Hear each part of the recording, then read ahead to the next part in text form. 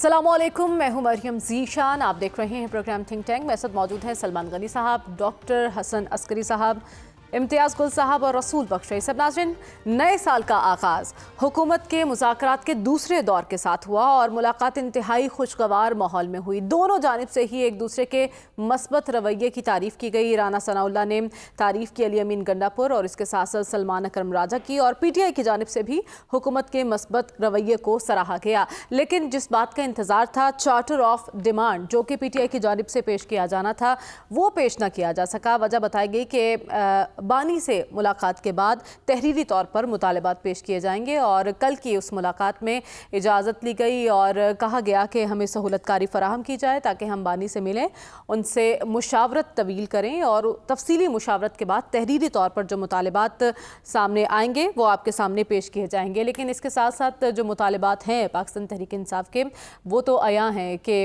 वो कमीशन बनाने की बात कर रहे हैं, सियासी कैदियों की रिहाई की बात कर रहे हैं, और इसके साथ साथ सियासी कैदियों पर मज़ीद केस कायम ना करने का मुतालबा भी किया जा रहा है। लेकिन हुकूमत का कहना है कि जब तक तहरीरी तौर पर PTI मुतालबात हमारे सामने नहीं रखती, उस वक्त तक गौर व खौज नहीं किया जा सकता। तो हमारा आज का सवाल ये होगा कि क्यों डिलेइंग टैक्टिक्स इस्तेमाल किए जा रहे हैं, क्योंकि मुज़ाकरात के दूसरे दौर में काफ़ी वक्त था, और इस वक्त में बानी से मुशावरत का अमल मुकम्मल क्यों नहीं किया गया, और दोनों ही जानिब से मस्बत रवैयों की बात की जा रही है, तो क्या कोई मस्बत पेशरफ्त हो सकती है, ये जानने की कोशिश करते हैं। सलमान साहब, सबसे पहले तो मुझे बताइए कि चार्टर ऑफ डिमांड जिसका इंतज़ार था वो क्यों सामने नहीं आया?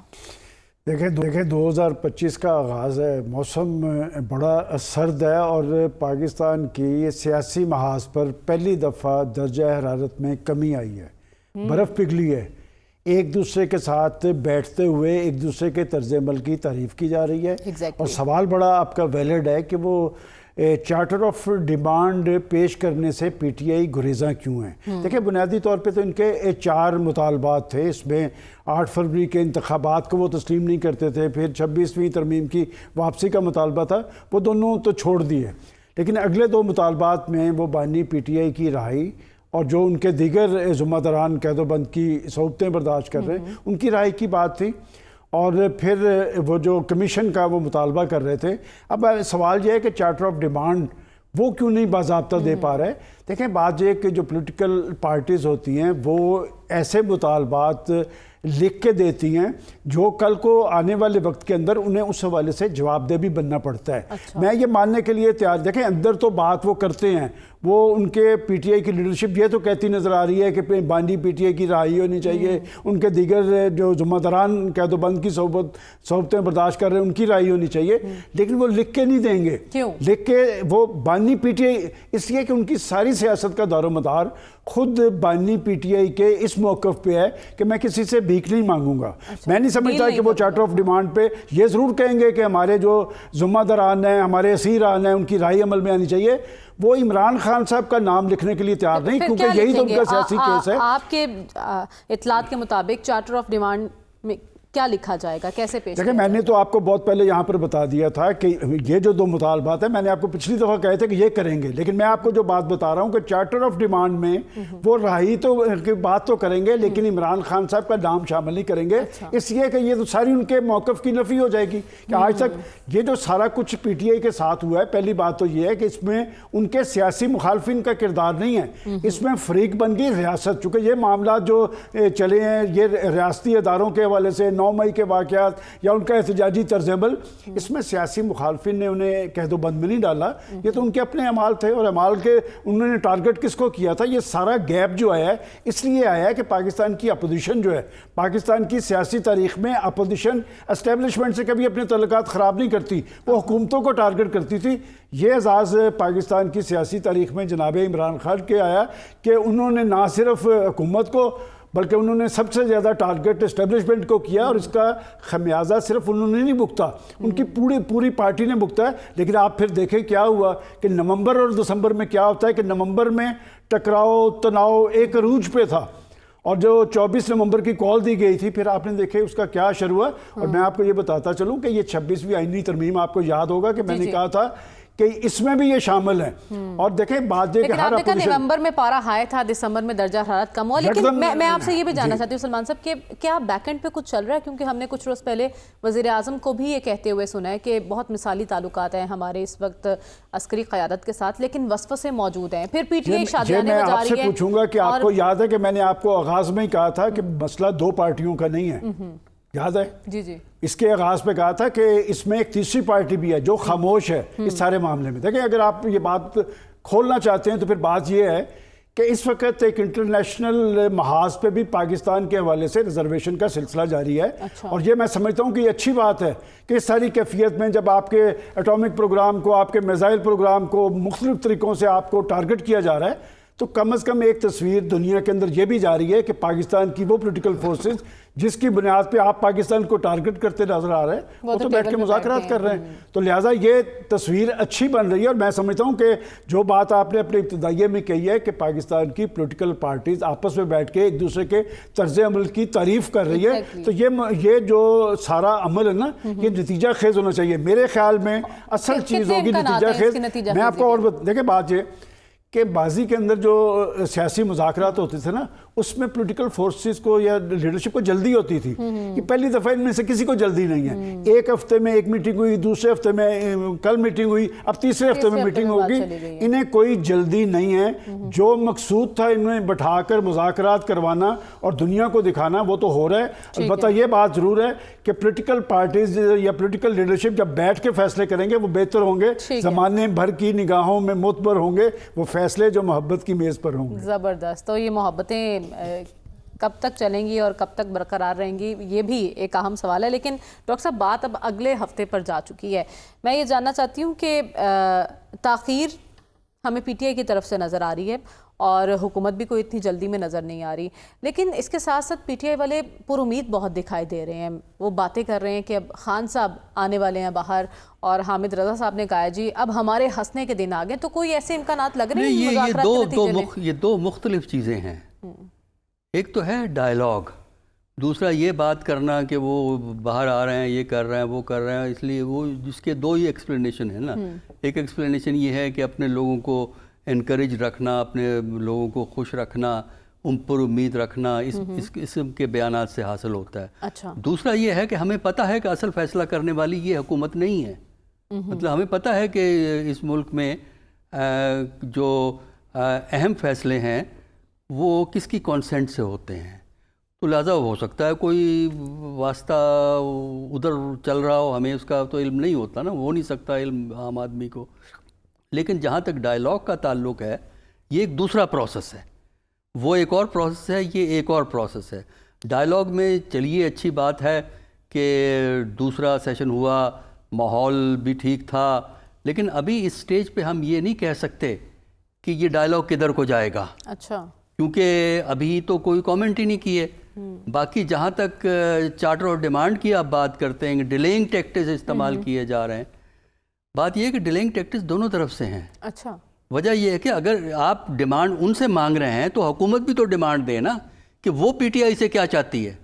دیکھیں نا کہ وہ چاہتی ہے الیکشن قبول کر لو, وہ چاہتی ہے یہ نظام قبول کر لو, وہ چاہتی ہے کہ یہ آپ 5 سال تک الیکشن کا انتظار کرو, وہ چاہتی ہے کہ آپ احتجاج بند کرو ہر دوسرے مہینے. لیکن ایسے کوئی ڈیمانڈ حکومت کی جانب سے سامنے نہیں آئی. نہیں, حکومت کے ساتھ دیکھیں نا, حکومت حکومت یہ ہے نا ایک ایڈوانٹیج استعمال کر رہی ہے نا.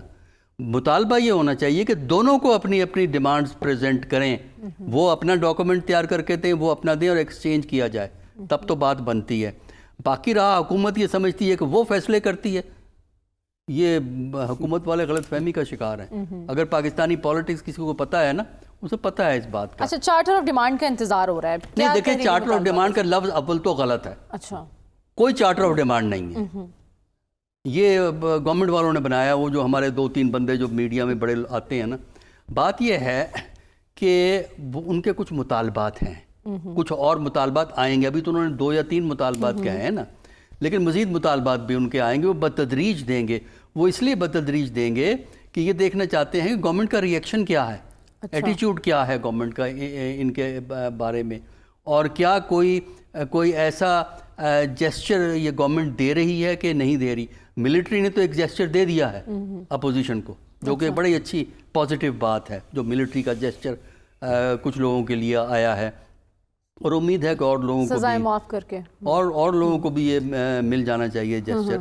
تو لیکن ہمیں دیکھنا یہ ہے گورنمنٹ کی طرف سے جیسچر کیا آتا ہے، کیونکہ ڈائلاگ میں جو ہے نا جب تک سالڈ چیزیں ٹیبل پہ نہ ہوں کہ یہ 5 مطالبے ان کے ہیں، یہ 4 مطالبے یہ ہیں، یہاں حکومت چاہتی ہے کہ وہ مطالبے پیش کریں، وہ اس کو ریجیکٹ کر دیں کہ جی وہ تو کورٹ فیصلہ کریں گی، یہ کریں گی، وہ کریں گی.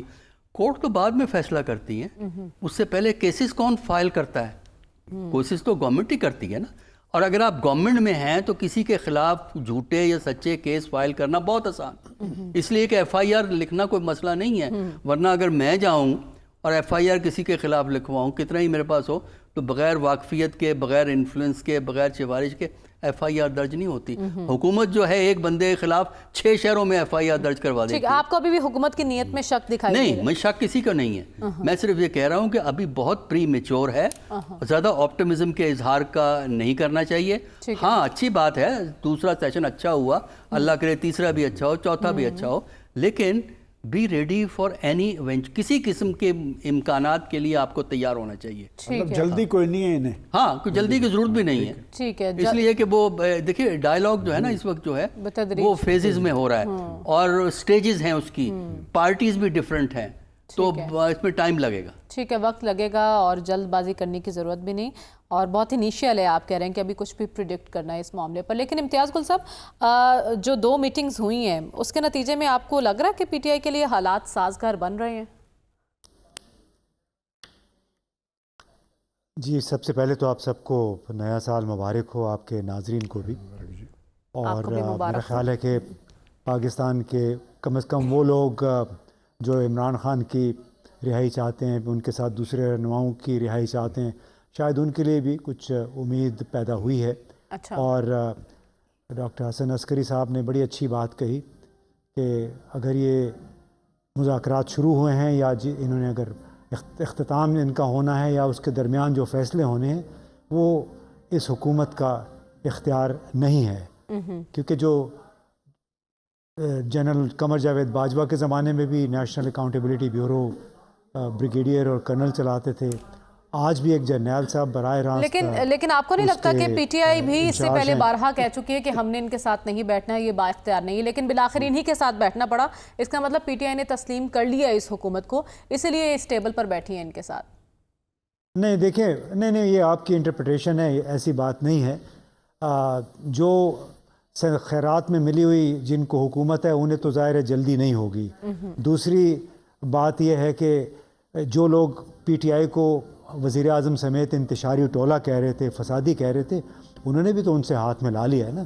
تو اب اگر یہ آپ یہ کوئی بیانیہ یہ بنانا چاہتا ہے کہ پی ٹی آئی نے اس کو تسلیم کر لیا، نہیں. جب ڈائلاگ ہوتا ہے تو پھر دونوں فریقین ایک دوسرے کو برابر قبول کر کے پھر بیٹھتے ہیں، ایک قدم پیچھے ہٹتے ہیں. اصل میں جب اشارہ مل گیا کہ حکومت مذاکرات کر سکتی ہے تو اس کے بعد ہی پھر ان کی ہمت بندی کہ ان سے پی ٹی آئی سے پبلکلی کہیں. اور اپنی حیثیت سینیٹر عرفان جو ہیں ہمارے عرفان صدیقی صاحب، میرا خیال انہوں نے واضح کر دی تھی کہ جب ان سے بہت سوال پوچھے گئے تو انہوں نے کہا کہ بس ہم سے وہی سوال پوچھے جس کا ہم جواب دے سکتے ہیں. تو میرا خیال ہے وہ کافی وضاحت تھی. اس کے بعد جس طرح اب قیدیوں کی سزائیں معاف ہوئی ہیں، جس انداز میں آئی ایس پی آر کے سربراہ نے گزشتہ ہفتے 27 دسمبر کو یہ کہا کہ بڑی اچھی بات ہے کہ مذاکرات شروع ہوئے ہیں اور ہم اس کا خیر مقدم کرتے ہیں، اور یہ کہ لوگ عدالتوں میں جا سکتے ہیں اپنی سزاؤں کے خلاف. تو یہ پورا ایک اس کا سٹیج سیٹ ہوا تھا اس امر کے لیے کہ آرمی نے سزائیں سبق دینے کے لیے سزائیں تو دے دی. ان تمام پہلوؤں کو مد نظر رکھتے ہوئے آپ کو لگتا ہے کہ مذاکرات جو ہیں مثبت انداز میں آگے بڑھیں گے اور اس کی نتیجہ خیزی بھی آپ کو یقینی نظر آ رہی ہے؟ کیمروں کے سامنے آپ کو کچھ نظر نہ آئے، کیمروں کے پیچھے اس وقت بہت کچھ ہو رہا ہے. اچھا. اور اسی کے نتیجے میں جی اسد قیصر صاحب نے بھی کہا کہ بہت جلد عمران خان رہا بھی ہو سکتے ہیں. توشہ خانہ کیس کی میرا خیال ہے اگلے 4-5 دن کے بعد اس کی سماعت ہے، اس میں فیصلے کا اعلان ہونا ہے. وہ فیصلہ بھی تعین 190 ملین پاؤنڈ کا بھی فیصلہ ہے. مذاکرات کامیاب ہوتے ہیں یا نہیں ہوتے ہیں، کس سمت کو یہ تمام سلسلہ جا رہا ہے. ٹھیک ہے، تو آپ کو لگتا ہے کہ خان صاحب کی رہائی ممکن ہے ان مذاکرات کے نتیجے میں؟ ناممکن تو میں نہیں کہوں گا، اس لیے کہ جو کیسز بنے تھے کیا وہ قانون کے مطابق بنے تھے، آئین کے مطابق وہ کیسز بنے تھے. وہ تو بار بار یہ کہہ رہے ہیں، چاہے وہ یہ ڈاکٹر یاسمین راشد صاحبہ کا کیس ہے یا دوسرے ان کے ساتھی جو کوٹ لکھپت جیل میں یا عمران خان، یہ تو جو مقدمہ بھی جب ہائی کورٹ میں یا سپریم کورٹ میں پہنچا ہے اس کو 2-3 ججوں نے مل کے اڑا دیا، اس لیے کہ یہ بغیر پاؤں کے کیسز تھے، ایک انتقام کے طور پہ یا ایک سبق سکھانے کے سلسلے میں. لیکن اب ایک اہم کیس ہے 190 ملین پاؤنڈ کا، اس کا فیصلہ آنا ہے. آپ کو لگتا ہے کہ جو بھی فیصلہ آئے گا وہ مذاکرات پر اثر انداز ہوگا یا نہیں ہوگا؟ کیسے نہیں ہوگا جی؟ آپ ایک آدمی کو جو پیسے حکومت کے اکاؤنٹ میں یا سپریم کورٹ میں کے اکاؤنٹ میں پڑے ہوئے ہیں اس کے اوپر پیسے لے لیے ہوئے ہیں.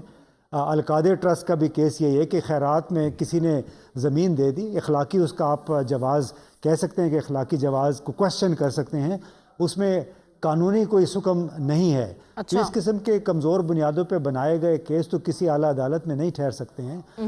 میرا اپنا ایک خیال ہے، میری خوش فہمی بھی ہو سکتی ہے کہ یہ جو تاریک دور تھا یہ ناجائز مقدمے بنانے کا اور لوگوں کو رگڑا لگانے کا، وہ ہو سکتا ہے جلد ختم ہو جائے، اور 2-3-4 دن کے بعد میرا خیال ہے اس کا بھی تعین ہو جائے گا کہ آیا ہم ایک نئے دور میں داخل ہو رہے ہیں یا نہیں. ٹھیک ہے، تو آپ پر امید ہے کہ آنے والے چند دنوں میں واضح ہو جائے گا کہ ہماری سیاست مثبت سمت میں جا رہی ہے یا نہیں. رسول بخش رئی صاحب، ایک تو مجھے آپ سے بات کرنی ہے، چارٹر آف ڈیمانڈ کیوں نہیں پیش کیا گیا، کیا وجہ تھی اس کی؟ دیکھیں، چارٹر آف ڈیمانڈ کی یہاں کوئی ریلیونس بنتی نہیں ہے کہ پاکستان میں بھی سیاسی جماعتوں کے درمیان اور حکومت اور حزب اختلاف کے درمیان بات چیت کی اور گفتگو کی، مذاکرات کی پوری ایک تاریخ موجود ہے. اس تاریخ کو بھی دیکھ لیں. یہ دنیا کے کون سے ملک میں ہے کہ جہاں حزب اختلاف اور حکومت کے درمیان مذاکرات نہیں ہوتے؟ اس کو بھی آپ دیکھ لیں کہ کہاں اور کب یہ چارٹر آف ڈیمانڈ پیش کیا گیا تھا حکومت کو. بات ہوتی ہے جو اس وقت کے ایشوز ہوتے ہیں، اور سب کو معلوم ہے کہ وہ ایشوز اس وقت کیا ہیں تحریک انصاف کے لیے، اور حکومت کو بھی معلوم ہے. اگر حکومت یہ کہتی ہے کہ چارٹر آف ڈیمانڈ دیں، اور یہ چارٹر آف ڈیمانڈ کی بات میڈیا میں چلی ہے، ہو سکتا ہے کہ فارملی حکومت کی طرف سے بھی آئی ہو کہ جی ہمیں آپ جب تک کہ آپ لکھ کے نہیں دیں گے ہم آپ سے بات نہیں کریں گے. یہ کبھی ایسا میں نے تو تاریخ میں نہیں دیکھا، کوئی مجھے کریکٹ کر سکتا ہے کہ جی آپ لکھ کے لے آئیں پہلے. لیکن جب بات چیت کر رہے ہوتے ہیں، ایجنڈا سامنے ہوتا ہے، تو چیزیں لکھ بھی آپ لیتے ہیں، سامنے پیش کرتے ہیں کہ یہ بات ہے، اس کے اوپر ہم بات کرنا چاہتے ہیں. تو یہ ایک چارٹر آف ڈیمانڈ میرا خیال ہے کہ ایک فارمل ریکوائرمنٹ اس قسم کے مذاکرات کے لیے نہیں ہے. اور اگر بات چیت چل نکلی ہے اور پی ٹی آئی کہتی ہے کہ ٹھیک ہے، اگر آپ چاہتے ہیں کہ چارٹر آف ڈیمانڈ ہو تو ہم آپ کو لا کے دیں گے، لیکن بانی سے ہماری بات کروا دیں. تو بات اس کے لیے پہلی بات تو یہ ہے کہ ماحول کو ٹھیک کرنے کے لیے یہ تو بالکل اوپن چوائس رکھنا چاہیے تھا کہ جب بھی چاہتے پی ٹی آئی کے رہنما جا کے جیل میں عمران خان سے مل سکتے. وہ انہوں نے حکومت کے قبضے میں ابھی تک رکھی ہوئی ہے یہ بات کہ جی اجازت دیں ہم جائیں. چلو وہ کل آ جائیں گے، بات چیت آگے شروع ہوگی. میں ان مذاکرات کے بارے میں ذرا کچھ اتنا مایوس نہیں ہوں. اس کی بنیادی وجہ یہ ہے کہ دونوں طرف سے ایک چیز تو طے ہے کہ تحریک انصاف اگر یہ سمجھتی ہے اتنا کوششیں کرنے کے باوجود کہ وہ حکومت کو ایک عوامی حلے میں اور ایک عوامی دباؤ میں اور سڑکوں پہ لوگوں کو لا کے ختم کر سکتی ہے، وہ ایسا نہیں ہوگا. ماضی میں اگر ایسا ہوا ہے تو اس وقت کے جو طاقت کا توازن تھا اور اس میں جو تیسرے فریق کی بات ہو رہی ہے جو ہم اکثر کرتے رہتے ہیں اشاروں کنائیوں میں، وہ یہ ہے کہ وہ جہاں پہ کھڑا ہوا ہے وہاں پہ ایسا ممکن نہیں ہے. اچھا، تیسرے فریق کی بات کر رہا ہوں. تو حکومت کی طرف سے بھی کہ اگر آپ دنیا کے سامنے آپ جاتے ہیں یا آپ خصوصی طور پہ جو سرمایہ دار ہیں پاکستان کے اندر یا باہر کے سرمایہ کار ہیں جو پاکستان میں یہاں سرمایہ کاری کرنا چاہتے ہیں، وہ آپ سے پوچھتے تو ہیں کہ آپ کی یہ سیاسی لڑائیاں ہیں، اس سے آپ اپنے آپ کو کب آزاد کریں گے تاکہ کوئی ماحول بہتر ہو. آپ دیکھیں کہ جس دن کوئی اچھی خبر آتی ہے سیاسی طور پر آپ کا سٹاک ایکسچینج اوپر چلا جاتا ہے، تو اس میں تیزی آ جاتی ہے. میرا خیال یہ ہے کہ حکومت بھی یہ سمجھتی ہے کہ جو حالات اگر جوں کہ توں چلے حکومت تو قائم رہے گی، لیکن پھر وہ جو اڑان بھرنا چاہتے ہیں پاکستان کے لیے 5 سالہ منصوبہ ہے، ترقی کے اہداف سامنے رکھنا چاہتے ہیں، اس میں وزن ڈالنے کے لیے، اور خصوص طور پہ یہ آج کا جو پاکستان کی معیشت ہے آج کی یا دنیا کی، وہ حکومت ایک فیسیلیٹیٹر کا، سہولت کار کا کردار ادا کر سکتی ہے۔ اس کے لیے جو سب سے بڑی بات سہولت کاری کی ہوتی ہے کہ ملک کا ماحول آپ نے کتنا سازگار بنایا ہوا ہے، جس میں عدالتیں ہیں، قانون ہے، سیاسی ماحول ہے، میڈیا ہے، انٹرنیٹ ہے، یہ تمام چیزیں ہیں۔ تو پھر اعتبار حکومت کا نہیں رہے گا کہ اگر دنیا میں ہم جاتے ہیں، لوگوں کو کہتے ہیں، دوست ممالک کو، دیگر کو، کہ آپ پاکستان میں سرمایہ کاری کریں، یہاں پہ بہت اپرچونیٹیز ہیں، تو اس کے لیے میرے خیال میں حکومت کے لیے بھی ضروری ہے۔ یہ میں پاکستان کی ضرورت سمجھتا ہوں، یہ عوام کی ضرورت اور سب کی، ہم ریاست، ملک، قوم، سلطنت، سب کی ضرورت یہی ہے کہ مفاہمت ہو، ہم آگے بڑھیں۔ یہ بہت ہم پھنسے ہوئے ہیں ایک بھنور میں، اس سے نکلنے کی ضرورت ہے۔ تو دونوں طرف سے اگر شعور پیدا ہوتا ہے، میرے خیال میں کہ آپ دیکھیں گے کہ اچھے حالات پیدا ہوں گے۔ ٹھیک ہے، تو آپ کہہ رہے ہیں اس وقت پاکستان کی ضرورت ہے یہ مذاکرات ضرور کامیاب ہوں۔ ہمیں پروگرام میں آگے بڑھنا اور بات کرنی ہے۔ ثانیہ، 9 مئی کے 19 مجرمان کی سزائیں معاف کر دی گئی ہیں۔ کیا سزاؤں کی ان معافی کے عمل کو حکومت اور PTI کے درمیان جو مذاکرات کا دوسرا دور اور آگے جو مذاکرات شروع ہیں ان سے ریلیٹ کیا جا سکتا ہے؟ اسی پر بات کریں گے اس بریک کے بعد۔ اسٹے ود اس۔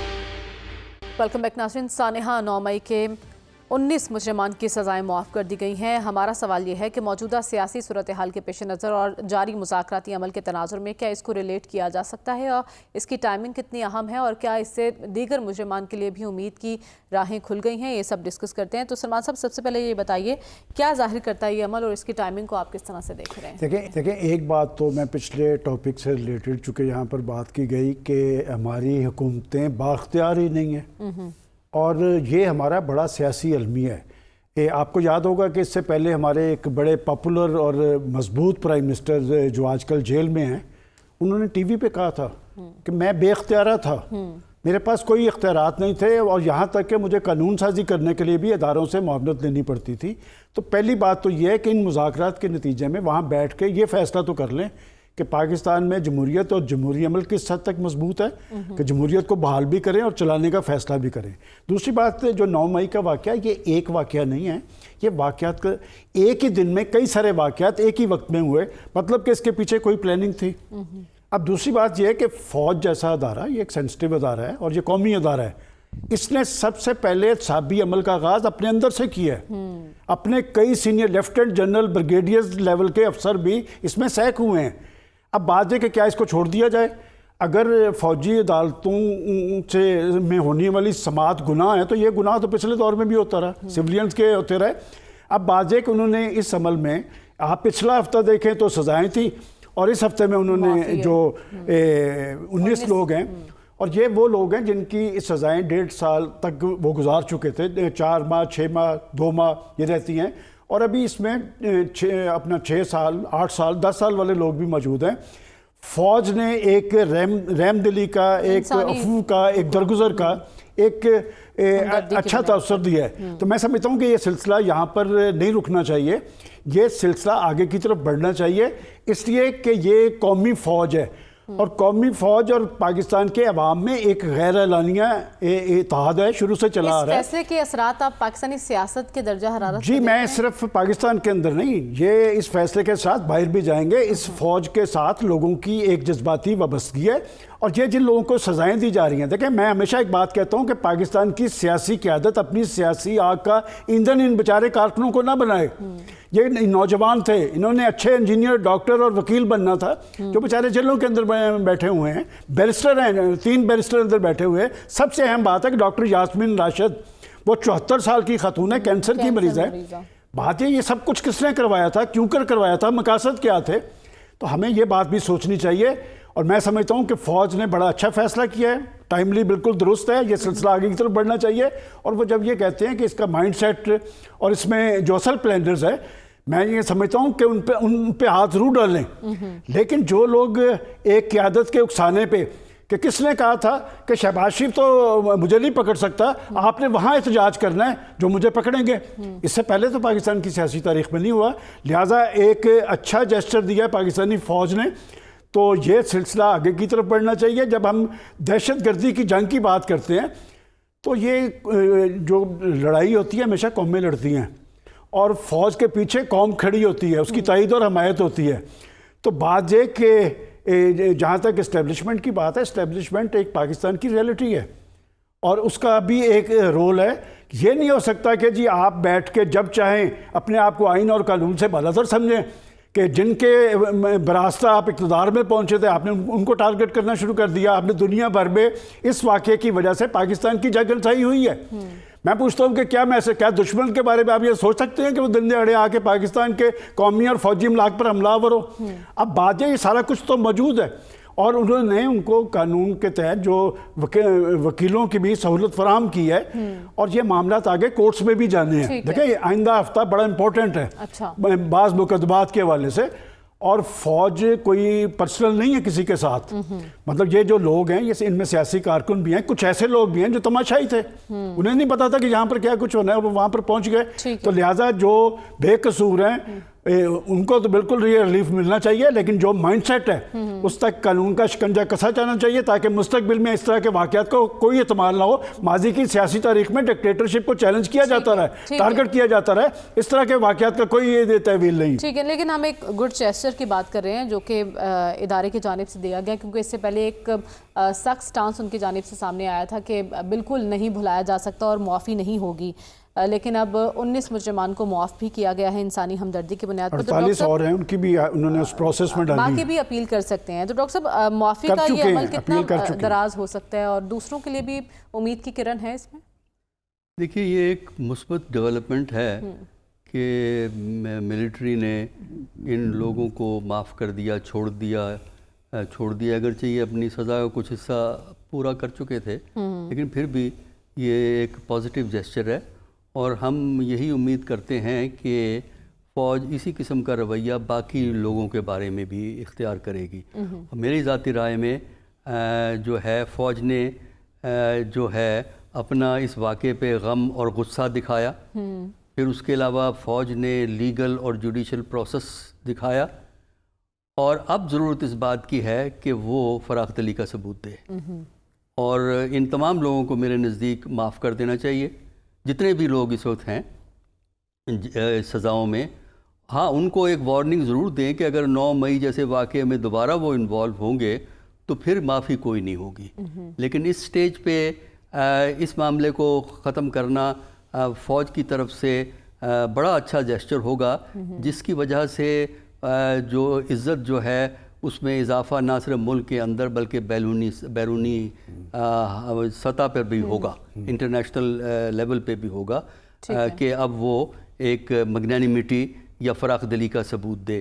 کیونکہ پاکستان کی جو پولیٹکس ہے اس میں جو سب سے بڑا مسئلہ ہے کہ جو تنازع, تلخی اور تناؤ, یہ 3 چیزیں پاکستان کی پولیٹکس میں ہمیں پچھلے 2-3 سال سے نظر آ رہی ہیں, اور جب تک یہ چیزیں رہیں گی اس وقت تک پاکستان کے اندر کوئی بڑا اقتصادی آپ انقلابی اقتصادی کام نہیں کر سکتے. ٹھیک ہے, لیکن ڈاکٹر صاحب ریلیف کے اس عمل کو آپ اس کی ٹائمنگ کو اہمیت دیں گے کیونکہ ایک دیکھیں اس کا ڈائیلاگ سے کوئی تعلق نہیں ہے. اچھا, یہ ڈائیلاگ کی وجہ سے نہیں ہوا, یہ ڈیفرنٹ پروسیس ہے. میں نے اس سے پہلے بھی کہا ہے کہ پاکستان میں 2 پروسیسز چل رہے ہیں. ایک ڈائیلاگ ہے, اس کی بھی ایک اپنا رول ہے, اور اچھی بات ہے اگر یہ ڈائیلاگ کامیاب ہوگا پی ٹی آئی میں اور گورنمنٹ کولیشن پارٹیز میں تو یہ بڑی اچھی ڈیولپمنٹ ہوگی. اس سے پاکستان کی پولیٹکس بہتر ہوگی اور فضا ہموار ہوگی معاملے کے لیے. لیکن بنیادی طور پر یہ ایک راستہ ہے جو مئی 9 سے آگے نکلنے کا, جو فوج کو ایک جیسچر کے طور پہ دینا چاہیے. اور اس سے ہوگا یہ کہ جب تناؤ اس میں کم ہوتا ہے ملک کے اندر, تو جو سب سے بڑا چیلنج ہے پاکستان کے لیے وہ اقتصادیات کا ہے. اور اس وقت اقتصادیات کو بہتر کرنا اور یہ دکھانا کہ پاکستان کے اندر سیاست اچھے خطوط پہ چلتی ہے, اس لیے بھی ضروری ہے کہ پاکستان 1 جنوری سے سیکیورٹی کونسل کا نان پرماننٹ ممبر بنا ہے. اس کی وجہ سے آپ پہ فوکس زیادہ ہوتا ہے. مختلف لوگ آپ سے، مختلف ممالک آپ سے لابنگ کرتے ہیں کیونکہ ان کے مسائل جو ہیں آپ کے سیکیورٹی کونسل میں آتے ہیں اور آپ پہ توجہ ہوتی ہے. ٹھیک ہے. تو لہٰذا میرا خیال یہ ہے کہ ایک چیز سمجھنا ضروری ہے جو پولیٹیشین کو بھی اور اسٹیبلشمنٹ کو بھی، کہ آج کے دور میں بین الاقوامی سطح پر کسی ملک کا وقار، کسی ملک کی حیثیت، کسی ملک کی ڈپلومیسی کا دار و مدار اس کی اندرونی صورتحال پہ ہوتا ہے. ٹھیک ہے. یعنی سیاست کس ماحول میں چل رہی ہے اور اقتصادیات کس ماحول میں چل رہی ہے. اس وقت ہماری اقتصادیات غیر ملکی امداد پہ ڈپینڈ کرتی ہے، اور یہ ٹھیک ہے کہ پاکستان ایک مشکل میکرو لیول پہ پاکستان مشکل سے نکلا ہے اقتصادیات میں، کیونکہ IMF نے دے دیا، ورلڈ بینک نے دے دیا، کچھ ممالک نے ہماری مدد کر دی، 3-4 ممالک ہم پہ مہربان ہیں، مدد کرتے ہیں ہماری. لیکن اصل چیز یہ ہے کہ آپ کی اکانومی آپ کے ایگریکلچر پر ڈیپینڈ کرے. ٹھیک ہے. باہر سے امپورٹ نہ کریں.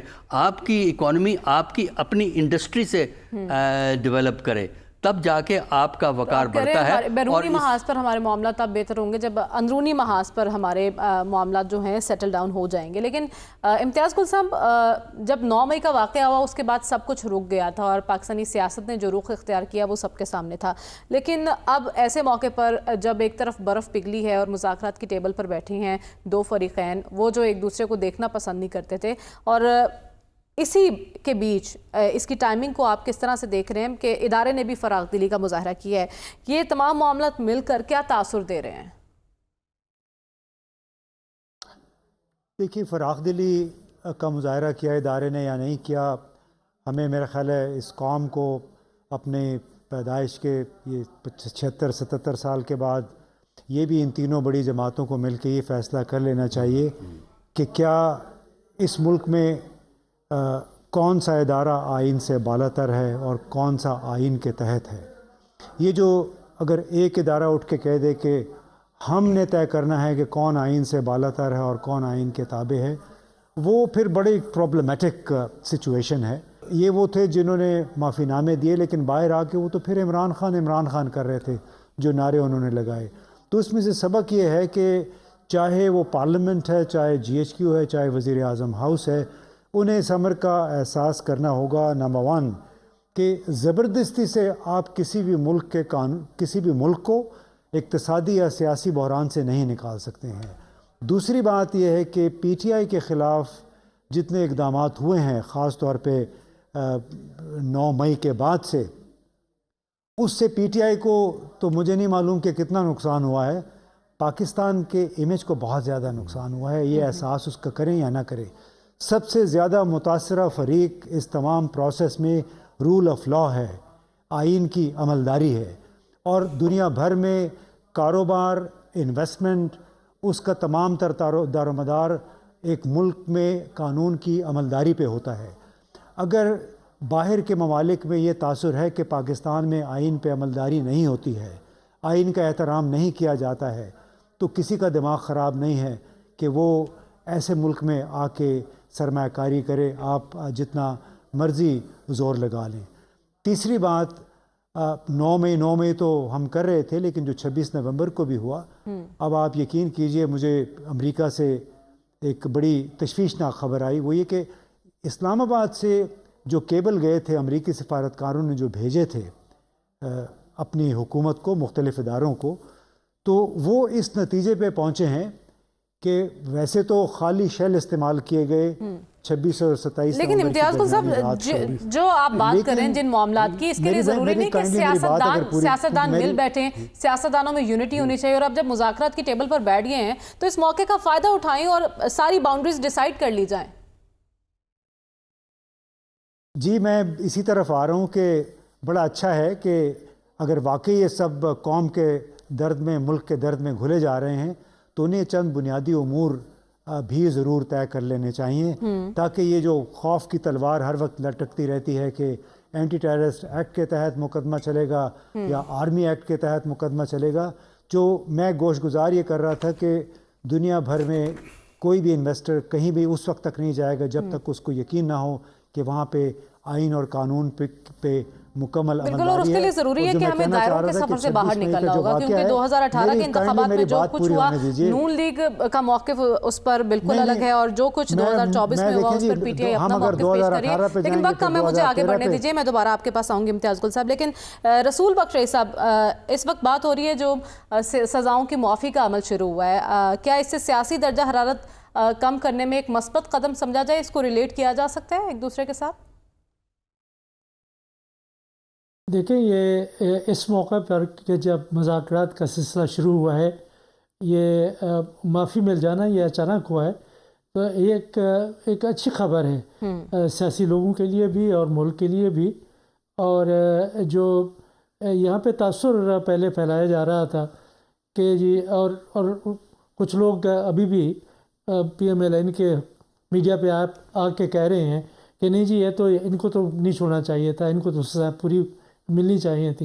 एक मस्बत कदम है कि देखिए, पहली बात मैं ये कहना चाहता हूँ कि अगर लोग सियासी जलसों में जाके कानून की खिलाफ वर्जी करते हैं, तोड़ फोड़ करते हैं, हमले करते हैं, ये सिर्फ ये नहीं है कि जो फ़ौजी तस्नीबात हैं अगर किसी प्राइवेट शहरी की हैं या हुकूमत की हैं, कहीं भी कानून की खिलाफ वर्जी होती है, दुरुस्त बात है कि उनके ख़िलाफ़ मुकदमात बनने चाहिए। अगर नहीं बनेंगे तो फिर हुकूमत कमज़ोर हो जाएगी, रियासत कमज़ोर हो जाएगी, और हमारी रियासत आहिस्ता आहिस्ता से कमज़ोर होती चली जा रही है। अब देखिए, कई दिनों से एक सियासी जमात ने, जाहिर है कि उनके पास एक काज था, काज तो हर चीज़ के लिए है, कि कराची में मुख्तलिफ़ जगहों के ऊपर धरने दिए हुए थे, ट्रैफिक नहीं जा सकती। दुनिया में ऐसा नहीं हो सकता।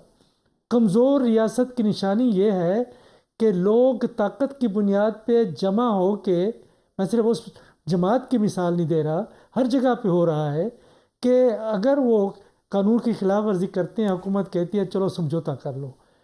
अगर कोई खिलाफ वर्जी करता है तो उसको उसकी सज़ा के लिए तैयार रहना चाहिए। सियासत में यही सिखाया जाता है। 9 मई को जो वाक़यात हुए हैं, जो लोग गिरफ़्तार हुए हैं, बिल्कुल उनको सज़ा मिलनी चाहिए, इसमें कोई शक नहीं है। लेकिन ये है कि क्या वो लोग वही हैं जिन्होंने के तोड़फोड़ की है, उसकी जान फीन होनी चाहिए। और फिर ये है कि अगर वो माफ़ी मांगते हैं ये तो, और हुकूमत माफ़ी देने के लिए तैयार है, या जहाँ से उनके ट्रायल हुए हैं वो उनको छोड़ते हैं, तो ये एक अच्छा जेस्चर है, एक अच्छा कदम है और माहौल को बेहतर करने के लिए। और ये होता ये है कि असल में देखें, 2 किस्म की चीज़ें हैं। एक वो मुकदमा जो सियासत के नतीजे में पैदा होते हैं, और एक आम क्राइम्स होते हैं। जो सियासत के नतीजे में पैदा होते हैं उनके बारे में ज़रा थोड़ा सा नर्म रवैये को हमें की तवक्को रखनी चाहिए, और ऐसा होना चाहिए। और होता दुनिया में ये है कि ठीक है, हम आपको छोड़ते हैं लेकिन पैरोल पे छोड़ते हैं। पैरोल ये है कि आपको हमने माफ़ कर दिया, लेकिन अगर आपने दोबारा इस किस्म की सरगर्मियों में हिस्सा लिया और आपके खिलाफ मुकदमा बना, तो फिर आपको जो पुरानी सज़ा है वो भी आपको काटनी पड़ेगी, फिर आपको जेल से नहीं निकलेंगे। ठीक है, लेकिन रसूल बशीर साहब, पीटीआई तो इसको कोई बड़ी पेशरफ नहीं समझ रही, लेकिन नून लीग का जो रिएक्शन आया, जिसका आपने जिक्र भी किया, क्यों नून लीग के ऐसे तहफ़्फ़ुज़ात हैं? क्या बैक एंड पे कुछ चल रहा है? आप कुछ स्मेल कर रहे हैं इस्लामाबाद में? क्योंकि वज़ीर आज़म भी कुछ ऐसी बातें कर रहे हैं। आप स्पेसिफिक पूछ लेना उनसे। मेरे ख्याल में उनको थोड़ा सा शकूक और शुबात उनमें इजाफा हुआ है कि कहीं ऐसा तो नहीं है कि दरवाज़ा खुल गया है, या दरवाज़ा नहीं खुला तो कोई रोशनदान खुला है, रोशनदान नहीं खुला तो कम अज़ कम किसी ने कोई टेलीफोन उठा लिया है, तो कहीं ना कहीं कोई गुफ्तगू तो नहीं हो रही। मुझे तो ऐसा तासुर मिलता है। वरना ये है कि ये बच्चे हैं, ये सियासत में आप भी ले जाते हैं, तहरीक इंसाफ भी ले जाती है, आप उनका इस्तेसाल करते हैं, जेलों में पड़े हुए हैं वो जाते हैं। तो मेरा ख्याल है वज़ीर आज़म साहब को फ़राख दिली का सबूत देना चाहिए था, और अगर कोई और बात करता है तो अलहदा है, लेकिन मेरा ख्याल ये है कि उनको लगता है कि थोड़ा सा शक पड़ गया है। अच्छा। और ये तो अगले 2-3 दिन में देखेंगे कि क्या ये दुरुस्त शकूक व शुबात हैं कि बैक चैनल काम कर रहा है और उसके नतीजे में लोग बह रहे हैं, और ये पहली किस्त है या ये आखिरी किस्त है। तो इन चीज़ों से पता चलेगा। जिन वसवसों के खदशात का इजहार कर रहे हैं मतलब साहब, कहीं वो जो दरवाज़ा खटक रहा था बार बार, वो दरवाज़ा खुल तो नहीं गया, या फिर कहीं से कोई खिड़की तो नहीं खुल गई? हमें प्रोग्राम में आगे बढ़ना और बात करनी है। अमरीकी अखबार ने भारतीय हुकूमत की सरपरस्ती में होने वाली दहशतगर्दी को बेनकाब किया है। इसी पर बात होगी इस ब्रेक के बाद। Stay with us.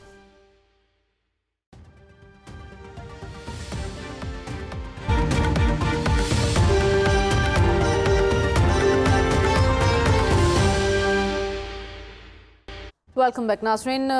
Bharat, America, Canada और पाकिस्तान में दहशतगर्द कार्रवाइयों के जरिए टारगेट किलिंग में मुलव्विस है। ये हम नहीं बल्कि एक अमेरिकी अखबार ने रिपोर्ट में दावा किया है। इससे पहले तो सलमान साहब सिर्फ हम ही कहते थे, लेकिन अब दुनिया आहिस्ता आहिस्ता इस चीज़ को मान रही है। क्या भारत अपने तर्ज अमल पर नजरसानी करेगा? देखिए, बात ये कि ये वाशिंगटन पोस्ट जैसा क्रेडिबल अखबार है और माजी में हम कहते थे इसकी भारत की अय्यारी, इसकी मक्कारी, ये अकलीतों के साथ मुजरमाना सलूक, इंसानी हकूक़ की बदतरीन खिलाफ वर्जी, इस खिते के अंदर दीगर हमसाया ममालिक के अंदर दहशत गर्दी, तखरीबकारी, एक पूरी तारीख थी। और अमेरिका, कनाडा, बरतानिया सरफ़े नज़र बरते थे इसलिए कि वो एक बड़ा मुल्क था, वो उनकी मंडी थी। अब वो क्यों मजबूर हुए ये रिपोर्ट जो है, इसलिए कि उनके अंदर जाके उन्होंने वही हरकत की जो पाकिस्तान के साथ हुई थी और उन्होंने पाकिस्तान के अंदर 6 लोगों की निशानदेही की है। बात ये कि भारत अपने तर्ज अमल के हवाले से एक फाशिस्ट मुल्क है और ज़्यादातर ये जो उनका रुझान बना है ये इनके इस प्राइम मिनिस्टर के आने के बाद बना है। याद करें कि ये क्या कुछ नहीं कहता रहा, वो तो खुद मानता था कि मशरक़ पाकिस्तान को तोड़ने में उसका एक रोल था। तो ऐसी लीडरशिप जब होती है वो मुल्कों के लिए कोई अच्छे नताइज की हामिल नहीं होती। मैं समझता हूँ कि क्रेडिबल अखबार की रिपोर्ट है, लिहाजा भारत के इस तर्ज अमल के सद्देबाब के लिए उन्हीं मुल्कों को रोल अदा करना चाहिए जिन्होंने इसकी पहले माजी के अंदर सरपरस्ती की, जिन्होंने भारत को इतनी शय दी है। तो डॉक्टर साहब, अखबार में कहा गया कि कैनेडियन हुकाम ने भी भारत से सिफारतकारों और रॉ की दहशतगर्दी को बेनकाब किया है। तो कितनी अहमियत दी जाए अमेरिकी अखबार की इस रिपोर्ट को? देखिए, जो कनाडा का मामला है वो सिर्फ अखबार की रिपोर्ट नहीं है, कैनेडियन गवर्नमेंट की तरफ से ये बात कही गई है।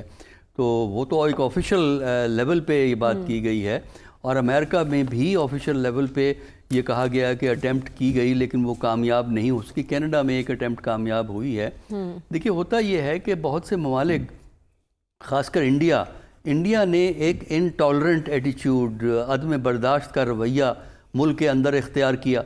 फिर चूँकि इसको जो है इंटरनेशनल लेवल पे मिल गई अप्रोच, रसाई मिल गई, हैसियत इनकी मजबूत हो गई, तो इन्होंने ये सोचा कि जो हम अपने मुखालफिन हैं उनका मुल्क के बाहर भी हम बंदोबस्त कर सकते हैं, जिस तरह उन्होंने मुल्क के अंदर किया है माइनॉरिटीज़ के साथ, खुसूसन मुसलमानों के साथ और जो सियासी मुखालफिन हैं उनके साथ। तो उन्होंने यही रवैया इख्तियार किया क्योंकि जो खालिस्तान मूवमेंट है वो कनाडा में बहुत स्ट्रॉन्ग है, तो खालिस्तान मूवमेंट के बंदों को टारगेट किया। अमेरिका के अंदर भी वही ओवरलैप होता है कनाडा वाला। और पाकिस्तान में जो हम बातें सुनते थे वो ये था कि ये टीटीपी को फंडिंग करते हैं या जो बलोचिस्तान की सेपरेटिस्ट ऑर्गेनाइजेशन है BLA वगैरह उनको फंडिंग करते हैं। लेकिन ये हमें इतला नहीं थी, कम से कम मीडिया में इंफॉर्मेशन नहीं थी ये कि और भी कार्रवाइयाँ, यानी इन दोनों कार्रवाइयों के अलावा एक तीसरी किस्म की कार्रवाई भी हिंदुस्तान पाकिस्तान में कर रहा था, जिसकी इतला वाशिंगटन पोस्ट ने दी है। ये क्रेडिबल अखबार है। पाकिस्तान को इस इशू पे जो है वो अपना खुद इन्वेस्टिगेशन करके जब उनके पास क्रेडिबल एविडेंस हो तो इस पर बाकायदा प्रोटेस्ट इंडिया से करना चाहिए, लेकिन इन्वेस्टिगेशन करनी चाहिए पाकिस्तान को कि क्या वजह है कि ये इन्फॉर्मेशन पहले नहीं थी। ठीक है, लेकिन हम तो डोजियर भी दे चुके हैं, फिर कनाडा की जानिब से भी ऑफिशियली आपने बताया कि किस तरह से हर चीज़ रिपोर्ट हुई है। लेकिन रसूल बख्श साहब, वाशिंगटन पोस्ट की इस रिपोर्ट के बाद क्या दुनिया की आंखें खुलेंगी भारत को लेकर, या मफादात की पट्टी अभी तक आपको दिखाई दे रही है बंधी हुई? देखिए, दुनिया में वाक़यात इतना ज़्यादा तेज़ी से और इतना ज़्यादा हो रहे हैं कि इन चीज़ों के ऊपर, और जो हमारी इस वक्त दुनिया में हैसियत है उस हवाले से भी कि मुसलमानों को जहाँ जहाँ भी तबाही का निशाना बनाया जा रहा है कि दुनिया उस तरह से हरकत में नहीं आ रही। और इसके बारे में हमें ज़रा संजीदगी से सोचना चाहिए कि ये 6 हमारे शहरी हिंदुस्तान ने अपने एजेंटों के ज़रिए कत्ल कराए और रोज़ाना की बुनियाद पर देखें इसराइल में, ये गज़ा में इसराइल क्या कर रहा है। और 45,000 से ज़्यादा लोग 1 साल के अरसे में शहीद हो चुके हैं, 23,000 उसमें बच्चे हैं। तो और हमें सोचना चाहिए कि आखिर ये दुश्मन हमारे इलाकों में आके, हमारे मुल्क के अंदर आके ये किस तरह से हमले करता है। अभी तो ये है कि हुकूमत को, ये नहीं है कि हुकूमत को पता चला है कि वाशिंगटन पोस्ट में खबर आई है, हुकूमत को भी मालूम है। हुकूमत को 2 चीज़ें करनी चाहिए। एक तो यह है कि हमें कौम को भी ये भी बताना चाहिए कि इन 6 पाकिस्तानी शहरियों के कातिलों को पकड़ा है, वहाँ तक पहुँचे हैं, नहीं पहुँचे, कहाँ तक गई है। कनाडा ने इस तरह से किया और साथ हिंदुस्तान के साथ इस मामले को उठाना चाहिए। ठीक है, तो कि आप कह रहे हैं जिस हुकूमत तरह भी इस रिपोर्ट के बाद ही इक़दाम करने चाहिए। प्रोग्राम का वक्त ख़त्म हो जाता है, हमें इजाज़त दीजिए, अल्लाह हाफ़िज़।